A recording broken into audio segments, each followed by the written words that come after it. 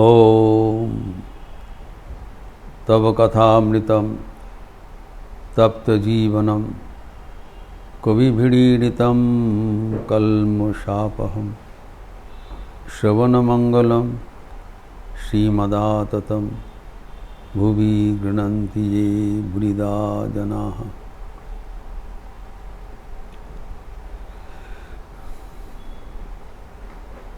श्री श्री ठाकुर के साथ भक्तगणों के बीच सत्संग का बात चल रहा था। कोलकाता में नंदबुस भवन में, जहाँ पर ठाकुर ने बताया एक कोई भाव आश्रय करके ईश्वर को पुकारना चाहिए। उसमें जो 5 प्रकार का प्रधान भाव है, उससे प्रथम भाव शांत भाव का हम लोग चर्चा कर रहे थे। शांत भाव यानी ईश्वर को विराट रूप से समझकर उनको भक्ति प्रदान करना। ये भक्ति का अंग है, लेकिन यह ज्ञान मिश्रित भक्ति है।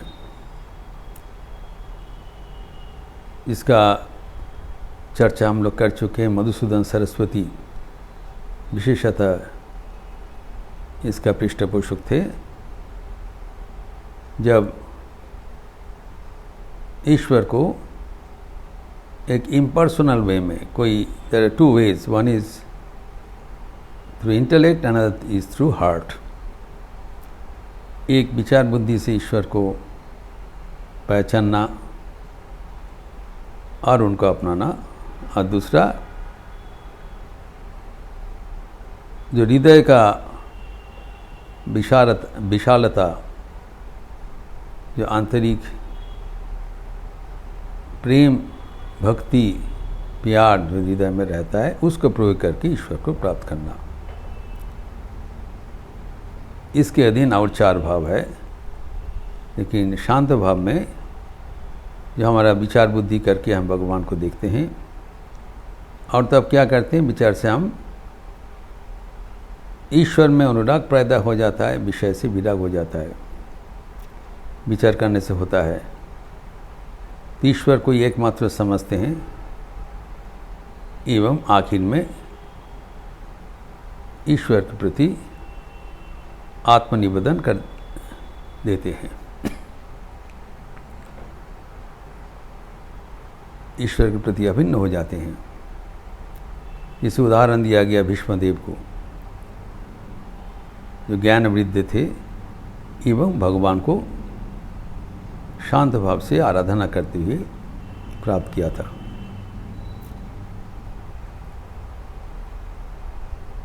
लेकिन इसके आगे जब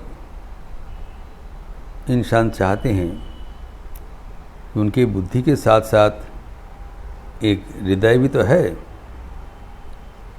इनको क्यों नहीं इस्तेमाल कर दिया जाए।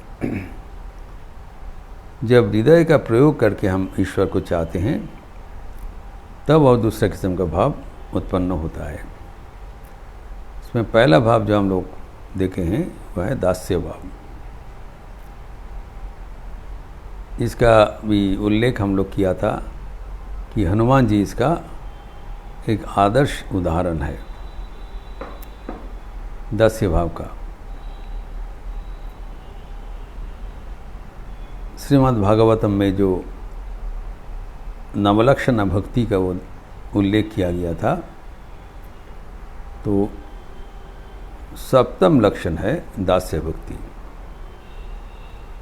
8म सख्य भक्ति एवं 9म आत्मनिवेदन भक्ति।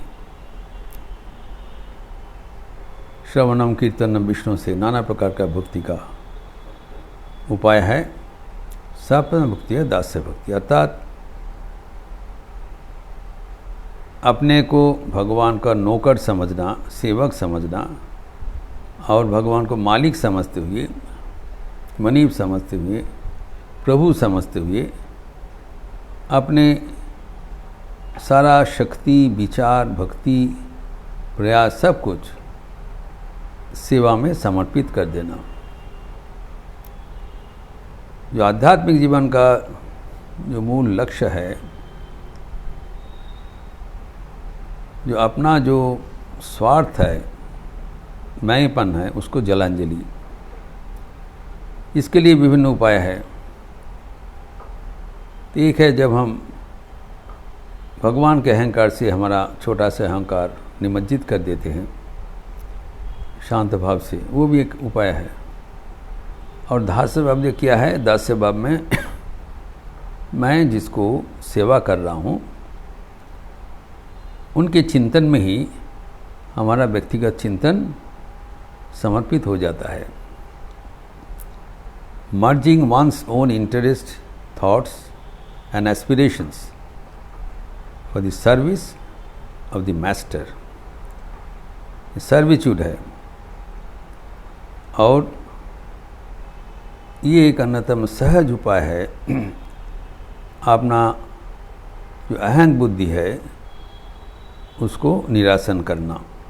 अहंग बुद्धि नाश करना बहुत कठिन है, एक रूप असंभव है, विचार करते हुए बहुत कठिन मार्ग है। लेकिन जब आप प्रभु को ही चिंतन करते रहेंगे तब अपना चिंतन वैसे ही पीछे चला जाएगा। So indirectly you are achieving the target.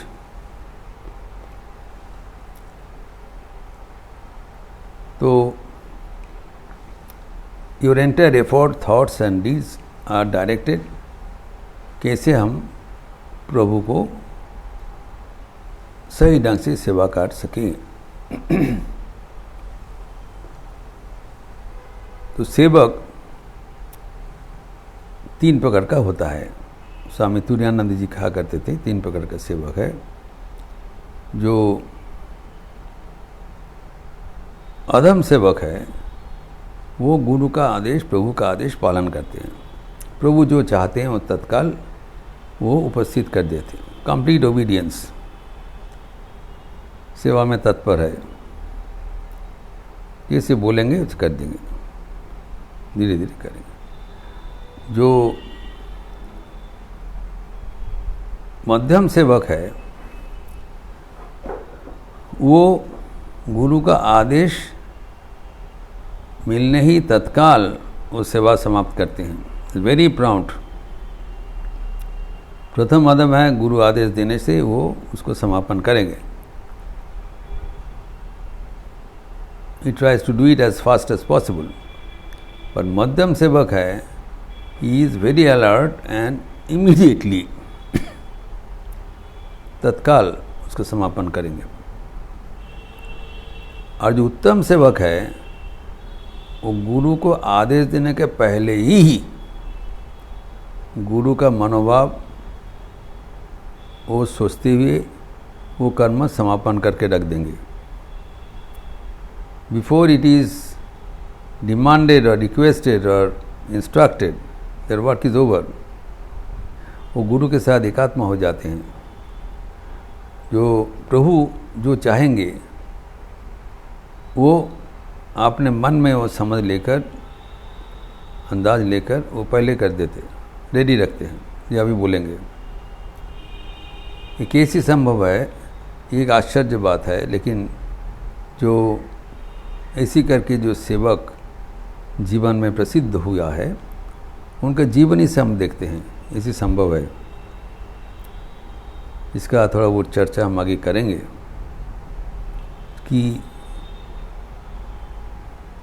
हमारे जो जिसको सेवा कर रहा हूँ वो अभी ये चीज़ मांगेंगे, वो बोला नहीं, वो पहले मौजूद करके रख दिया और जैसी चाह दे दिया। ये उत्तम सेवा का लक्षण। और सेवा से ही सिद्धि मिल जाता है, ये भी एक दूसरा बड़ा आश्चर्य की बात है। जो प्रभु को सेवा करते हुए सर्वसिद्धि प्राप्त हो जाता है।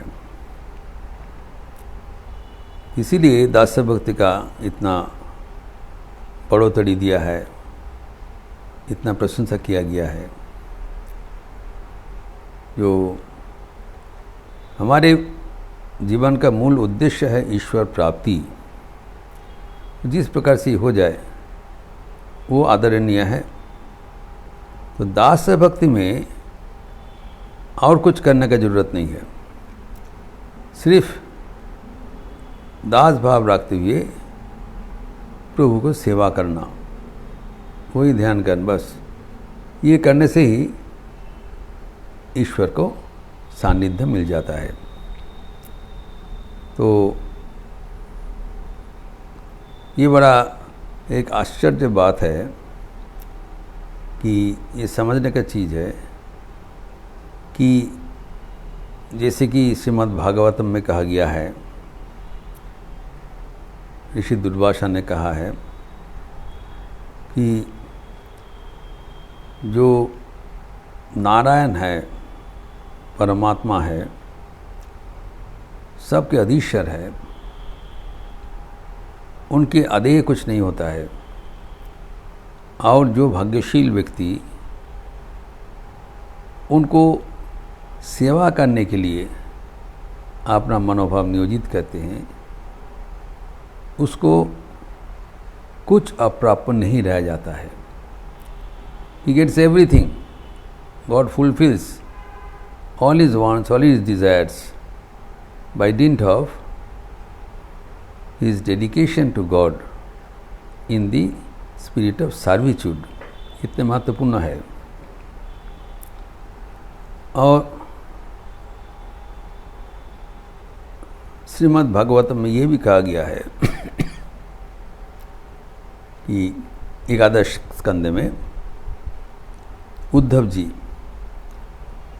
बोल रहे हैं भगवान को कि जब नारायण का राम अवतार रूप से धराधाम में आने का बंदोबस्त हो रहा था, तब स्वर्ग में सब देवतागण उनका सेवक होने का आकांक्षा किया था। या आप जा रहे हैं तो मैं आप लोग का जो मिशन है उसमें हम मदद करने के लिए आपके साथ आना चाहता हूँ। लेकिन रामचंद्र कुछ बंदर को चुन लिया उनको सेवक के रूप से। इसके शिरोमणि था हनुमान जी का सेवा करने के लिए। आप जानते हैं बंदर कैसे चंचलमती होता है, एक जगह में एक क्षण भी रह नहीं सकते हैं। कहते बंदर जैसे चंचल है, तो ऐसी जो बंदर है चंचलमती है, एक पशु है, एक जानवर है, लेकिन रामचंद्र ने उनको ही चुन लिया अपना कार्य समापन करने के लिए। और इनके फलस्वरूप क्या हुआ, उन लोग सब मुक्त हो गए। तभी पूछा जाता है कि जीवन में मुक्ति प्राप्त होने के लिए माया का बंधन छेदन करना पड़ता है। तो माया का बंधन छेदन करने के लिए साधन भजन का जरूरत होता है, कम से कम चिंतन का जरूरत होता है। लेकिन इन लोग को तो माया के बारे में कुछ जानकारी ही नहीं है। पशु है, बंदर है। तो ये कहा गया है, ये रोचक प्रसंग है कि जब दूसरे जो साधक साधिकाएं हैं जो ईश्वर को प्रभु रूप से वंदना करते हैं, तो उनका मन में ये माया का छेदन करने का तीव्र इच्छा पैदा हो जाता है एवं सामर्थ्य भी आ जाते हैं। लेकिन जो सेवक होता है, जो भगवान के ऊपर समर्पित प्राण हो गया, तब क्या होता है, भगवान उनको अपना लेते हैं। They become his very own.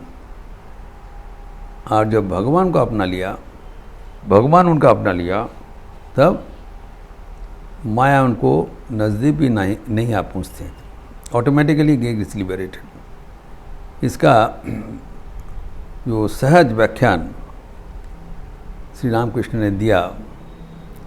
जब प्रभु को कोई नौकर बहुत प्यार से सेवा करते हैं तो प्रभु उसके ऊपर बहुत खुश हो जाते हैं, मालिक। और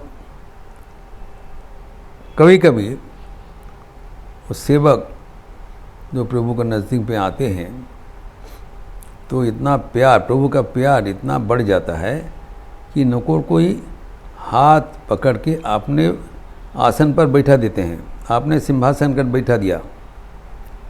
जब नौकर बैठने नहीं चाहते हैं तब प्रभु ने क्या बताया है कि तुम्हारा और मेरे में कोई फर्क नहीं है। प्रभु एकात्म हो जाते हैं, खुश से, प्रीति से। जैसे हनुमान जी के जीवन में हम देखते हैं, जो रामचंद्र उसको आलिंगन कर रहे, तुम मम प्रिय भरत सी सम भाई, अस कई श्रीपति कंठ लगावे। तो हनुमान जी को उन गले में लगा लिया, कहते तुम मेरा अत्यंत आपन हो। क्योंकि हनुमान जी का क्या उनका व्रत था, विद्यावान गुणी अति चातुर, राम काज करीबी को आतुर। तो राम कार्य करने के लिए वो आतुर रहते, व्याकुल रहते। थोड़ा से अवसर मिलने पर ही वो डेरी है, उपस्थित है। और इससे क्या उनको मिला था, विद्यावान गुणी, सब गुण सब विद्या उनका अपने आप मिल गया। एवं जानकी माई की आशीर्वाद से, अष्ट सिद्धि नौ निधि की दाता असवर दीन जानकी माता। इसे automatically he was possessor of अष्ट सिद्धि नौ निधि इत्यादि। यह है दास्य भक्ति का पराकाष्ठा। एवं ये दास्य भक्ति से हम कैसे अति सहज से भगवान के पास पहुँचते हैं, एक कुछ उदाहरण से हम देखेंगे। जो अवेलेबल है उदाहरण, जो हमारे सर्वजन ग्राह्य उदाहरण, उसको चर्चा करते हुए हम ये दास्य भक्ति का परिपूर्णता फिर चर्चा करेंगे। ओम शांति शांति शांति। हरि ओम तत्सत। श्री रामकृष्णार्पणमस्तु।